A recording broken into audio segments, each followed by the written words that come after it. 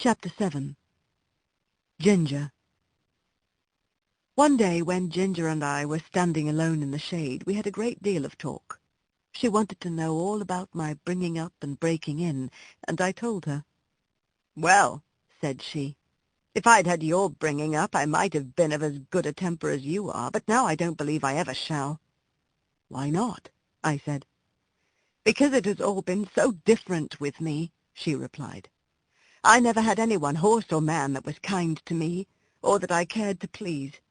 For in the first place I was taken from my mother as soon as I was weaned, and put with a lot of other young colts. None of them cared for me, and I cared for none of them. There was no kind master like yours to look after me, and talk to me, and bring me nice things to eat. The man that had the care of us never gave me a kind word in my life. I do not mean that he ill-used me, but that he did not care for us one bit further than to see that we had plenty to eat and shelter in the winter. A footpath ran through our field, and very often the great boys passing through would fling stones to make us gallop. I was never hit, but one fine young colt was badly cut in the face, and I should think it would be a scar for life. We did not care for them, but of course it made us more wild, and we settled it in our minds that the boys were our enemies. We had very good fun in the free meadows, galloping up and down and chasing each other round and round the field, then standing still under the shade of the trees. But when it came to breaking in, that was a bad time for me. Several men came to catch me, and when at last they closed me in at one corner of the field, one caught me by the forelock, another caught me by the nose and held it so tight I could hardly draw my breath.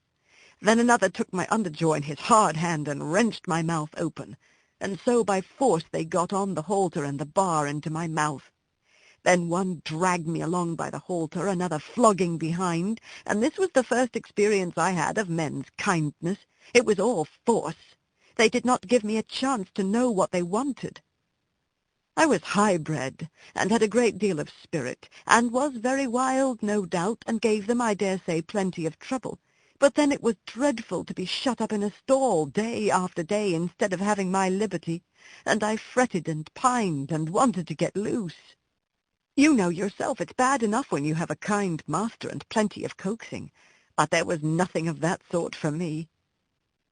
There was one, the old master, Mr. Ryder, who I think could soon have brought me round and could have done anything with me, but he had given up all the hard part of the trade to his son and to another experienced man, and he only came at times to oversee.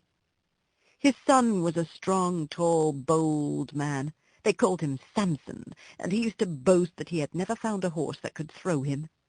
There was no gentleness in him as there was in his father, but only hardness, a hard voice, a hard eye, a hard hand, and I felt from the first that what he wanted was to wear all the spirit out of me and just make me into a quiet, humble, obedient piece of horseflesh. Horseflesh! Yes, that is all that he thought about. And Ginger stamped her foot as if the very thought of him made her angry. She went on. If I did not do exactly what he wanted, he would get put out and make me run round with that long rein in the training field till he had me tired out. I think he drank a good deal, and I am quite sure that the oftener he drank, the worse it was for me. One day he had worked me hard in every way he could, and when I laid down I was tired and miserable and angry. It all seemed so hard. The next morning he came for me early and ran me round again for a long time. I had scarcely had an hour's rest when he came again for me with a saddle and bridle and a new kind of bit. I could never quite tell how it came about. He had only just mounted me on the training ground when something I did put him out of temper, and he chucked me hard with the rein. The new bit was very painful, and I reared up suddenly, which angered him still more, and he began to flog me. I felt my whole spirit set against him, and I began to kick and plunge and rear as I had never done before, and we had a regular fight. For a long time he stuck to the saddle and punished me cruelly with his whip and spurs, but my blood was thoroughly up, and I cared for nothing he could do if only I could get him off. At last, after a terrible struggle, I threw him off backwards. I heard him fall heavily on the turf, and without looking behind me I galloped off to the other end of the field. There I turned round and saw my persecutor slowly rising from the ground and going into the stable. I stood under an oak tree and watched, but no one came to catch me. The time went on. The sun was very hot. The flies swarmed round me and settled on my bleeding flanks where the spurs had dug in. I felt hungry, for I had not eaten since the early morning, but there was not enough grass in that meadow for a goose to live on. I wanted to lie down and rest, but with the saddle strapped tightly on there was no comfort, and there was not a drop of water to drink. The afternoon wore on and the sun got low. I saw the other colts led in, and I knew they were having a good feed. At last, just as the sun went down, I saw the old master come out with a sieve in his hand. He was a very fine old gentleman, with quite white hair, but his voice was what I should know him by amongst 1,000. It was not high, nor yet low, but full and clear and kind, and when he gave orders it was so steady and decided that everyone knew, both horses and men, that he expected to be obeyed. He came quietly along, now and then shaking the oats about that he had in the sieve, and speaking cheerfully and gently to me. "Come along, lassie, come along, lassie, come along, come along." I stood still and let him come up. He held the oats to me, and I began to eat without fear. His voice took all my fear away.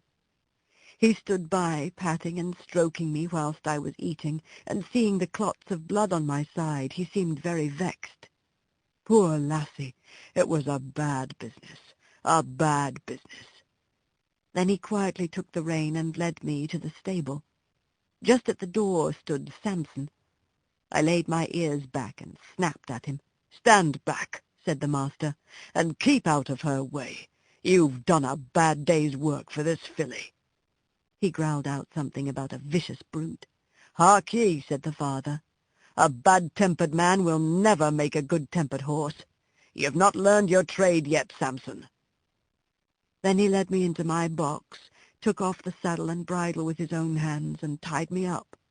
Then he called for a pail of warm water and a sponge, took off his coat, and while the stableman held the pail he sponged my sides a good while so tenderly that I was sure he knew how sore and bruised they were. "Oh, my pretty one," he said, "stand still, stand still."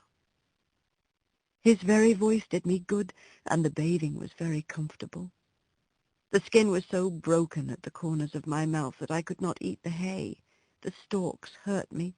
He looked closely at it, shook his head, and told the man to fetch a good bran mash and put some meal into it. How good that mash was, and so soft and healing to my mouth. He stood by all the time I was eating, stroking me and talking to the man.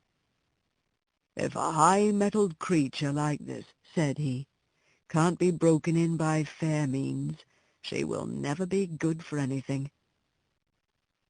After that he often came to see me, and when my mouth was healed, the other breaker, Job they called him, went on training me. He was steady and thoughtful, and I soon learned what he wanted.